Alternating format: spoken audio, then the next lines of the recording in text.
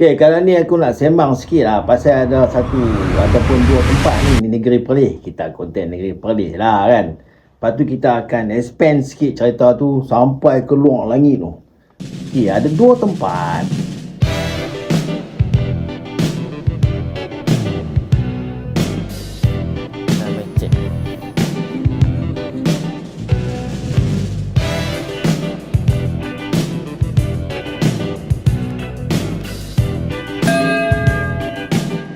Langit tu. Okey, ada dua tempat di negeri Perlis yang ada nama yang sama. Tak kisahlah, janji bunyi dah sama di kawasan benua yang lain di dunia ni. Yang pertama ialah Arau, iaitu Bandar Diraja Arau, dan yang kedua adalah Oran. Dua-dua ni untuk maklumat hampa semua, dua-dua ni adalah sebahagian daripada 22 buah mukim yang membentuk negeri Perlis. Mukim Oran, Mukim Arau. Arau ni yang kita tahu di Negeri Sembilan pula dah. Sikit-sikit nak masuk cerita Negeri Sembilan kan. Di negara Switzerland. Dia ada satu tempat nama Arau. Cuma ejaannya beza, dia tambah A lagi satu. Nak abang kata dia lebih, dia tambah jadi 2A. Jadi Arau. Tapi satu lagi di Oran, tempat di Perlis tu nama Oran. Dan ada satu tempat yang nama dia sama di negara Algeria ataupun Aljazair. Cuma orang yang di Perlis ni, dia duduk di belah darat tu, belah Tuk Kayuman, nak pergi ke Cupin kan. Tapi orang yang di Algeria ni, dia adalah sebuah bandar di tepi laut, Cun Mahang. Kita fokus pasal Oran lah sebab saya nak cerita pasal Oran. Cuma Oran ni dia adalah satu nama yang dah di Eropahkan lah, sesuai dengan sebutan orang Perancis ke orang Inggeris, dia digunakan perkataan Oran. Sedangkan nama asal ataupun nama tempatan tu ialah Wahron. Kalau ikut nama Arabik tu, orang Algeria dia panggil Wahron. Dia adalah sebuah pakan pelabuhan yang menjadi satu tempat melting pot tau, tempat pencampur baur banyak budaya, bahasa apa semua. Kerana Algeria tu dia bersempadan langsung dengan Laut Mediterranean di utara dia. Algeria ni dia bersempadan secara politik tu, iaitu di sebelah kanan dia tu bersempadan dengan Tunisia, dan sebelah barat atau bawah tu bersempadan dengan Maghrib ataupun Maghribi ataupun Maroko. Itu kedudukan Algeria. Pasal apa saya sembang pasal Oran ni? Sebenarnya saya nak bawa cerita ni jauh lagi pada Perlis dengan Oran ataupun Wahran Algeria ni. Di Oran dia ada satu, macam saya kata tadi, dia ada satu pertembungan budaya apa semua, muzik apa semua, dia bercampur apa semua, dia orang satu macamnya kan muzik. Dia membentuk satu muzik yang bernama muzik Rai. Ya, nama dia muzik Rai. Muzik Rai ni dia mula popular lebih kurang pada tahun 30-an sampailah sekarang. Dan dia telah mengalami, muzik ni telah mengalami beberapa evolusi. Cuma saya akan ambil contoh daripada seorang penyanyi yang saya mula kenal dia pada tahun 1992. Lama tu, 30 tahun lah lebih. Muzik Rai ni dia adalah ada muzik yang sebelumnya ataupun predecessor muzik, iaitu orang panggil muzik tradisional lah di Algeria, yang membawa banyak pengaruh daripada Perancis, daripada Sepanyol, dan juga daripada pengaruh-pengaruh muzik Afrika. Contohnya macam muzik Gnawa, tak silap saya lah, saya tak tahu nak sebut lagu mana kan. Jadi di Maroko dan Algeria ni dia ada penghambaan juga yang membawa hamba-hamba abdi di negara Afrika lain pergi ke negara mereka. So disebabkan mereka susah hati, sedih kan, dicolek daripada keluarga, maka dia orang gunakan bentuk muzik tu untuk mengubat rindu mereka, memberi ekspresi marah, geram, kecewa kepada kehidupan yang mereka lalui.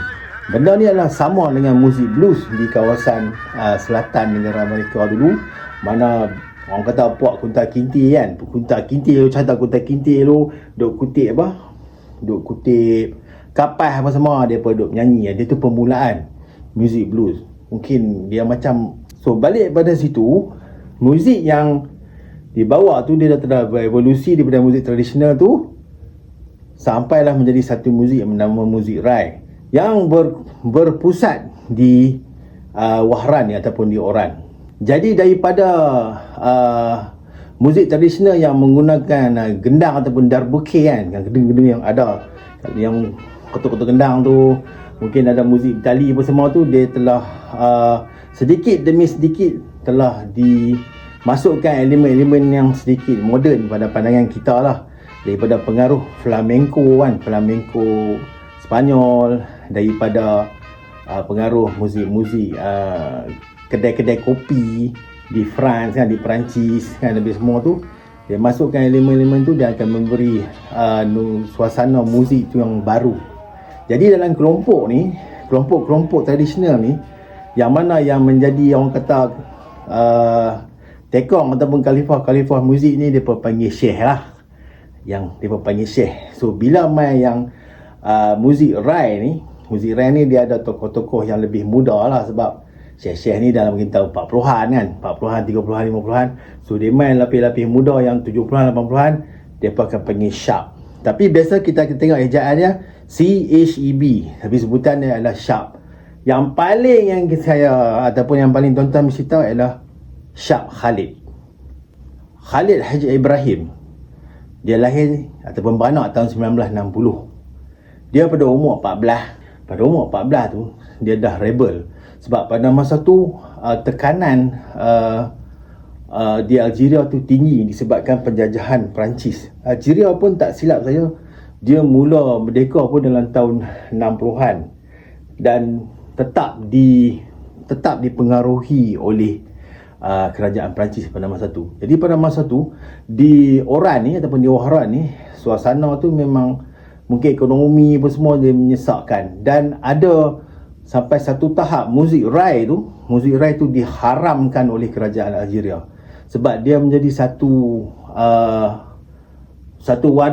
wadah untuk menyampaikan rasa ketidakpuasan hati mereka atas kemiskinan, ekonomi yang tidak stabil apa semua tu, dengan cara membuat muzik. Sampai satu tahap memang kena ban, radio pun tak boleh dengar. Jadi mereka ni main muzik Rai ni di dalam ni lah, mungkin di kelab-kelab, dalam tempat-tempat tertutup. Jadi salah seorang yang aktif tu adalah Sharp Khalid. Jadi pada saya kata tadi, Sharp Khalid ni saya mula kenal pada tahun 1992. Macam mana saya kenal? Sebab saya pinjam kaset kawan saya, Pakku. Dia beli kaset yang ada gambar Khalid macam tu. Kan? Yang ada lagu Didi. Siapa ingat lagu Didi? Ni. Lagu Didi ni cukup top pada tahun 1992, yang masuk dalam American Top 40 bagai apa semua. Dia bersaing dengan lagu Jordi. Ada lagu bebeh masa zaman tu lah. Tapi bagi yang biasa, yang tak ada dengar kaset, mungkin akan dengar Didi sajalah, sebab dia top di TV3 lah pada masa tu. Tapi sebab saya dengar kaset, ada banyak lagu. Ada Didi, ada Numan Bolepa, lepas tu ada lagi satu lagu yang bernama Wahran. Jadi sebagai contoh kata-kata muzik Rai ni, saya akan gunakan lagu Wahran ni sebagai nak menampakkan perbezaan lagu versi awal sehinggalah ke versi album Didi ni. Cuma perbezaan dia, Wahran ni dia ada banyak penyanyi. Jadi untuk membezakannya tu, saya kena beritahu bahawa lagu yang sama, cuma bila sebelum Khalid ataupun sebelum Sharp Khalid ni popular, tajuk dia adalah Ruhi Ya Wahran. Ruhi Ya Wahran. Cuma dalam album Didi tu tajuk dia hanyalah Wahran. Saya nak tanya, selain pada Didi, lagu apa yang hampa tahu pasal Sharp Khalid ni? Ya, lagu Aisyah. Lagu Aisyah ni popular sampailah Yasin bawa satu versi Melayu lagu Aisyah. Ingat kan? Aisyah istimewa. Dia pun alun sopo-sopo ni lah, sopo-sopo Arab. Yasin pun background dia macam tu kan. Perubahan-perubahan muzik Rai tu, yang saya akan cakap juga bahawa perubahan-perubahan muzik Rai itu berlaku dengan mengambil contoh lagu Ruqayyah Wahran ataupun Wahran ni, ialah apabila tekanan sangat tinggi, tekanan daripada pemerintah sangat tinggi, maka Syah Khalid ataupun Khalid Haji Ibrahim ni telah berhijrah ke France. Berhijrah ke France, tak salah saya, ke satu tempat nama Marseille. Nama Marseille, daripada situ dia mendapatlah kebebasan untuk berkarya dan dia blend segala muzik apa yang saja dia boleh buat, dan terjadilah satu lagu Ruqayyah Wahran dalam versi yang lebih, bagi saya lebih segar. Dia tidaklah berbunyi sangat lokal. Dia ada pengaruh flamenco, dia ada masuk apa ni orang panggil synthesizer apa semua zaman tu, cukup tahu synthesizer kan, yang memberi Wahran sebagai satu muzik yang baru.